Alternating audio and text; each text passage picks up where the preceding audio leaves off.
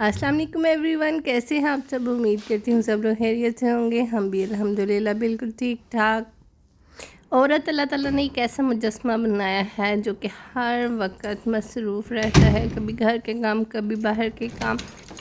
सुबह होते ही कामों की एक लंबी लिस्ट हमारे सामने होती है जो कि हमने टाइम पे कंप्लीट करने होते हैं।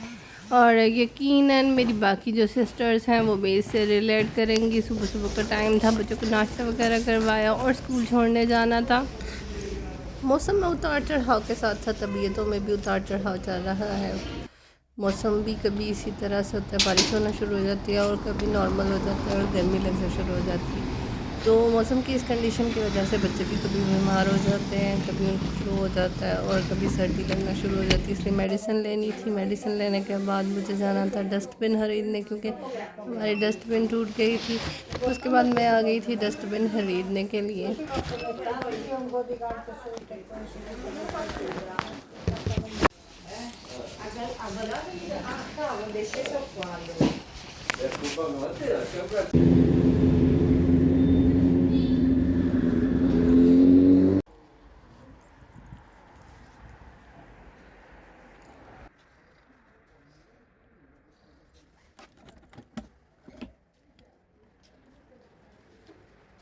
हमारे घर के बैक साइड पे एक छोटा सा स्टोर टाइप है और बहुत ही कंजेस्टेड छोटा सा स्टोर है, लेकिन यहाँ पे इन्होंने हर चीज़ रखी हुई है। सफाई वाले लिक्विड हैं, कंबल हैं, इसके अलावा ज़रूरत की तमाम चीज़ें, स्कूल का स्टेशनरी का थोड़ा बहुत सामान भी होता है, सॉक्स वगैरह। और इसके अलावा स्नैक्स वगैरह भी बहुत सी चीज़ें इन्होंने छोटी सी दुकान में मैनेज की हुई हैं। शॉप पे आओ तो एक से ज़्यादा चीज़ें लेनी पड़ ही जाती हैं, कोई ना कोई चीज़ ऐसी होती है जो नज़र में आ जाती है। मुझे यहाँ पे ये मिरर साफ़ करने के लिए टूल नज़र आया था, तो ये मैंने साथ में एक बाय किया था और साथ में मैंने बास्केट खरीद दी थी। ये सारा सामान मैंने घर पे छोड़ा और फिर मुझे जाना था एक और शॉप पे।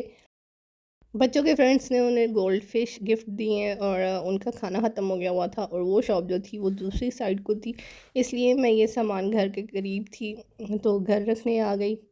हमारी बिल्डिंग में नीचे एक छोटा सा स्टोर है जहाँ पे हम लोग अपनी साइकिलें खड़ी करते हैं, वहाँ पे ही मैंने सामान रखा। क्योंकि अभी मुझे और काम भी करने थे, इसलिए मैंने सोचा कि एक ही दफ़ा ऊपर जाऊंगी और जाते हुए सामान भी उठा के ले जाऊंगी। सामान रखने के बाद मैं आ गई थी जहाँ से पेट्स का खाना मिलता है, वो शॉप पे, वो भी करीब ही थी, इसलिए मैं साइकिल पे ही आ गई थी।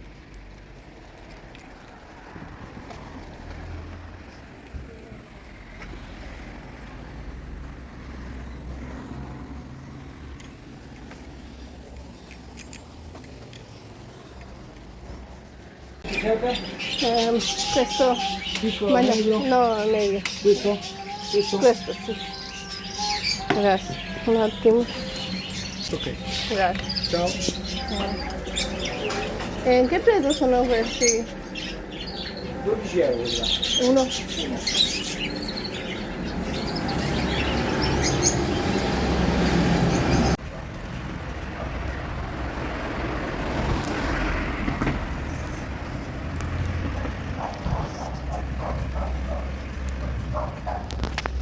यहाँ से वापसी भी मुझे अपने दोस्त के घर जाना था, क्योंकि उसके कुछ सामान मुझे देना था, वो मैं साथ ही ले आई हुई थी। इधर से मैं फ़ौरन सीधा अपने दोस्त के घर रुकी। सुबह 8 बजे से बच्चों के साथ मैं निकली हुई थी और 9:30 बजे हो गए थे इसके घर पे आते आते। और यहाँ पे मैंने आधा पौना घंटा रुकी, क्योंकि थोड़ा बहुत कह लें कि गपशप भी हो जाती है। उसके बाद मैं घर आई और घर का हाल इस तरह से था। और इसके बाद मैंने सारी चीज़ें समेट कर बर्तन वॉश करने शुरू कर दिए। सुबह के टाइम बच्चों को छोड़ने जाना होता है, इसको कदर अफरा तफरी होती है कि समेटा समेटी का टाइम ही नहीं होता है। 5 बजे से हम उठे होते हैं, नमाज़ें पढ़नी होती हैं, कुरान पाक को देखना होता है, मैंने हस्बैंड के लिए नाश्ता बनाना होता है, फिर बच्चों के लिए बनाना होता है, तो सम टाइम सारा को तैयार करना होता है। इसलिए फिर मैं बहुत जल्दी जल्दी में सम टाइम समेटा समेटी नहीं कर पाती। जब आई तो सारा सामान इसी तरह से पड़ा हुआ था। मैंने सबसे पहले सिंक में पानी इकट्ठा किया और उसमें सारे बर्तन रखे और छोटे छोटे बर्तन पहले वॉश कर लिए। फिर उसके बाद मैंने सिंक को साफ़ किया और बाकी जो बर्तन रह गए थे उनको वॉश करके दूसरे वाले सिंक में रख दिया। और साथ में मैंने किचन किचन काउंटर और चूल्हा साफ़ करना शुरू कर दिया, क्योंकि ये भी काफ़ी गंदा हो गया हुआ था। 10 बजे मैं घर पहुंची थी और मेरा टारगेट था कि 12 बजे से पहले पहले ये सारा काम कंप्लीट हो जाए, क्योंकि फिर मुझे सारा को लेने जाना था स्कूल। सफाई के लिए ये लिक्विड बहुत ज़बरदस्त है। यहाँ पे DAT डैट जो है उसकी ये कंपनी है, लेकिन सिफ वालों की कंपनी का भी यही जो लिक्विड है वो बहुत ज़बरदस्त है। ये स्टोव वगैरह साफ़ करने के लिए बहुत ही ज़बरदस्त है। सिंक और स्टोव जितने भी पानी के दाग या उसके अलावा कोई दाग हो तो बहुत अच्छे से ये सारे उतर जाते हैं।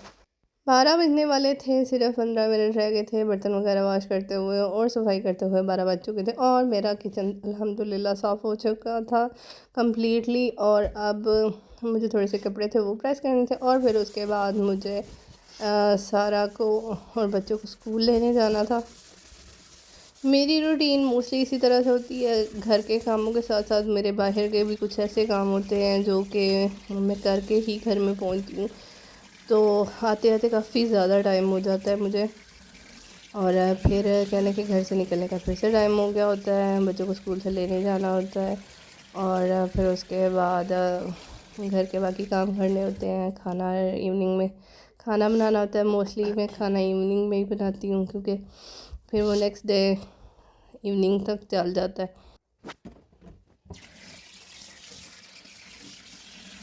ये था मेरा आज का व्लॉग। उम्मीद करती हूँ आपको पसंद आया होगा। अगर पसंद आया तो लाइक शेयर सब्सक्राइब ज़रूर कीजिएगा, दुआ में याद रखिएगा। और कौन कौन सी मेरी ऐसी बहनें हैं जिनकी रूटीन इसी तरह से हेक्टिक है और बहुत ही अफरा तफरी का सा आलम होता है, मुझे ज़रूर कमेंट करके बताइएगा। मैं मिलूँगी आपसे किसी नेक्स्ट वीडियो में, तब तक के लिए अपना बहुत सा ख्याल रखिएगा। अल्लाह हाफिज़।